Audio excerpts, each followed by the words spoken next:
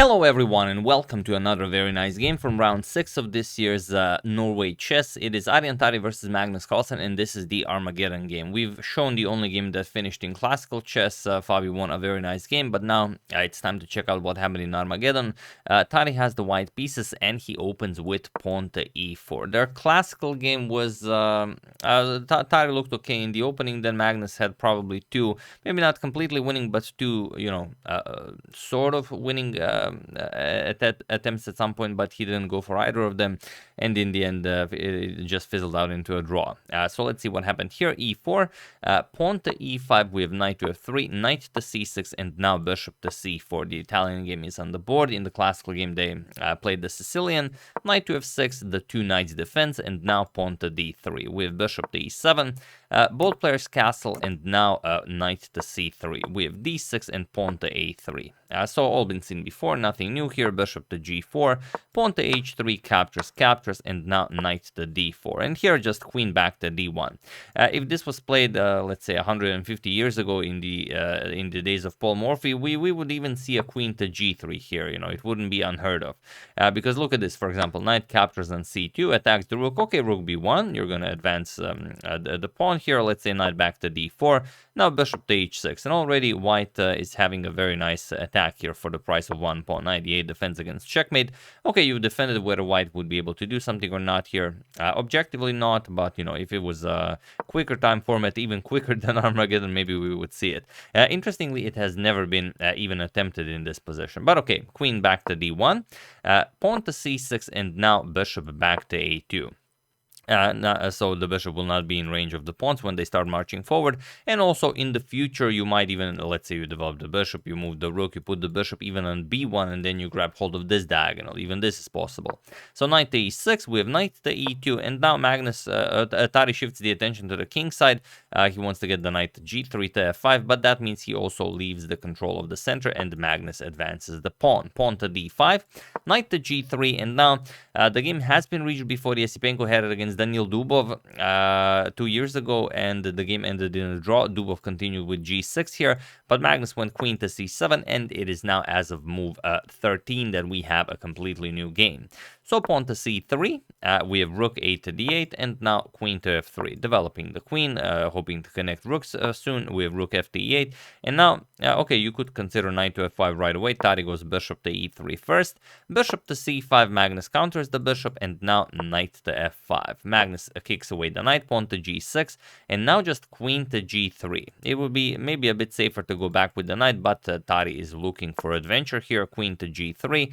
Now comes knight to h5, attacking Tari's queen, and knight to h6 with check. And okay, you don't have to worry all that much. The knight is nicely defended. King g7, and now queen to g4. Tari could even look for some sort of a draw here with knight to f5 check, but he lost all of the encounters so far. He wants to play for the win with the white pieces, of course. And now, okay, you either draw here by force, or Magnus would probably go for king to h8 and avoid the draw. Let's say queen to h4. Now bishop captures on e3, f captures on e3, and now pawn to f6, and it's it's a fine position for both white and black. But instead, queen to g4, a most adventurous idea, and here Magnus just played bishop captures on e3. Now you could even consider, instead of this bishop captures on e3, the immediate knight e to f4. This looks very nice. Point is that let's say bishop captures on c5, king captures on h6. Okay, go back bishop to e3. Now just king back to g7. So those knights are looking very impressive now. But okay, Magnus went for bishop captures on e3 right away. We have knight to f5 with check, king to h8, and now f captures on e3, opening up the rook's f file. And of course, if the pawn captures, you will be able to capture the knight. And interestingly, that's exactly what happens, but not quite in the way that I've mentioned it. G captures on f5 is played by Magnus, and now Tari has to play queen captures on h5, but he played e captures on f5. Maybe it can be played, but it's a lot more complicated. I will just show you what happens if queen captures on h5. It's actually a very simple line where everything gets traded off. For example, f4, e captures on d5, c captures on d5, and now pawn to d4, making e4 impossible because the d5 pawn would be hanging. So here you would play knight g7, kick away the queen, queen g5, and now whatever black plays, probably queen to b6, x-raying that e3 pawn.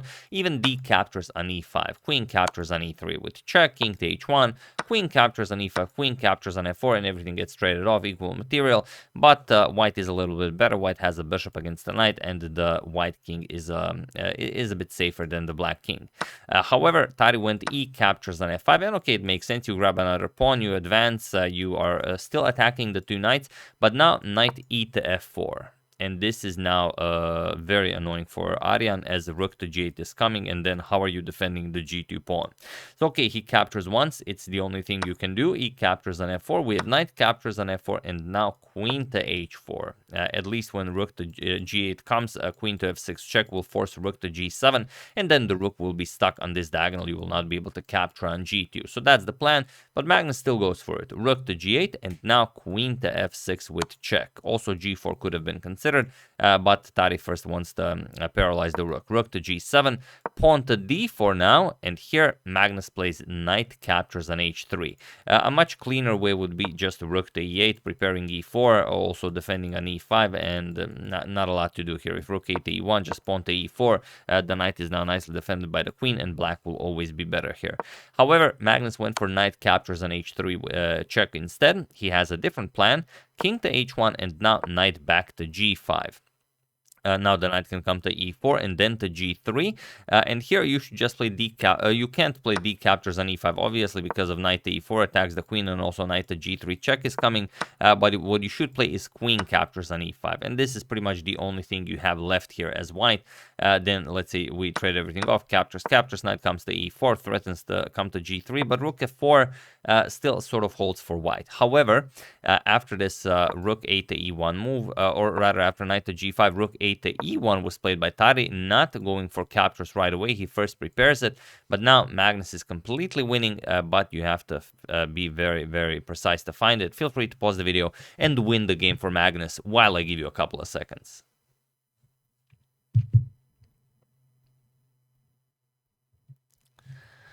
So for those of you who were able to do it, congratulations on spotting that the H file is open. Also one of the reasons why Magnus really wanted to capture that pawn on H3. And for those of you who just want to enjoy the show, it is rook to D6. This is how we do it.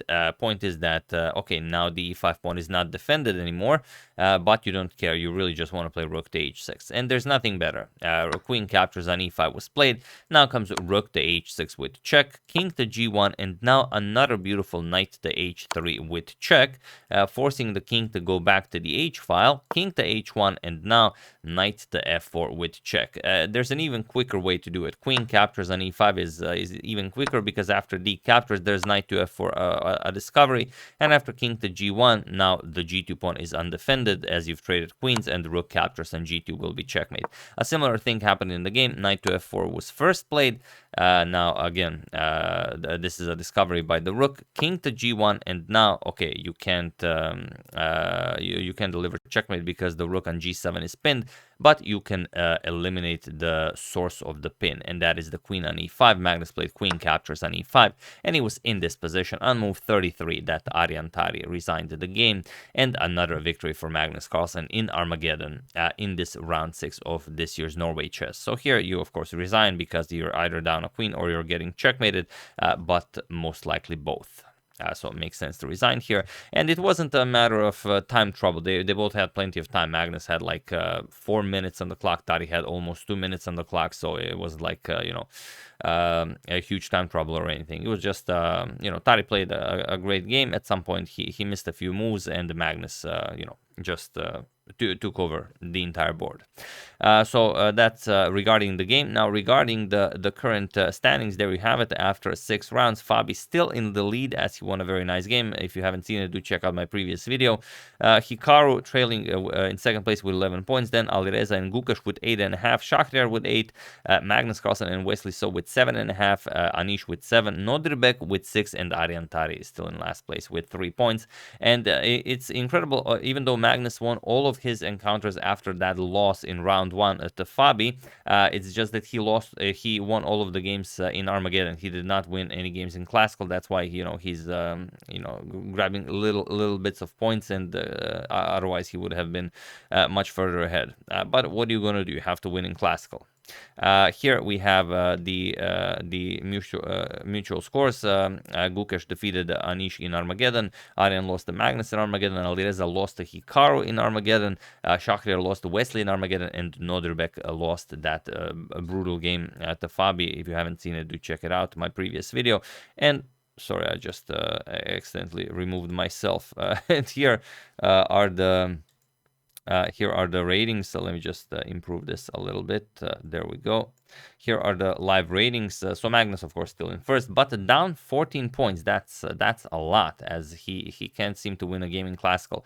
Fabi up 13 points. He again overtakes Hikaru as world number 2, something that we've also discussed in the previous video, that now we're going to see a new world number 2 every day. So that's something that we have to get used to, and it's not like, okay, we have a new world number 2. No, we're going to have a new world number 2 every day. So Hikaru and Fabiano, the big winners here, and okay, there's also some movement down the board. Gukesh also on +3, but nothing spectacular. So we'll see what happens. A few more rounds in this tournament should be very interesting. So yeah, that's the game and a little bit of extra info on the side. Hope you enjoyed that. I would like to thank Karibi, Michael Sakarias, David Gasparian, Brendan Fukuda, and Ricky Johnson for your contribution to my channel. Thank you a lot. I really appreciate it. As usual, you can check 2 of my previous videos here. Thank you all for watching, and I will see you soon, continuing the coverage of this spectacular event until it finishes. Thank you all. I will see you soon, and have an excellent rest of your day.